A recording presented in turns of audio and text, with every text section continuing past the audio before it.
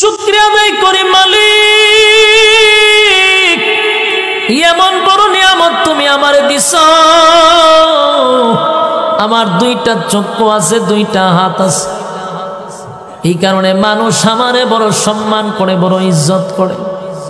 আমার হাত পা চক্ষু থাকার কারণে মানুষ আমার সঙ্গে বন্ধুত্ব করে।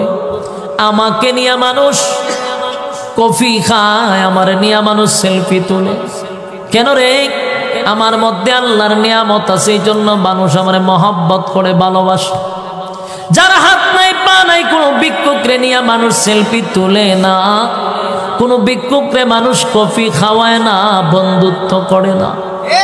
কোনো ভিক্ষুক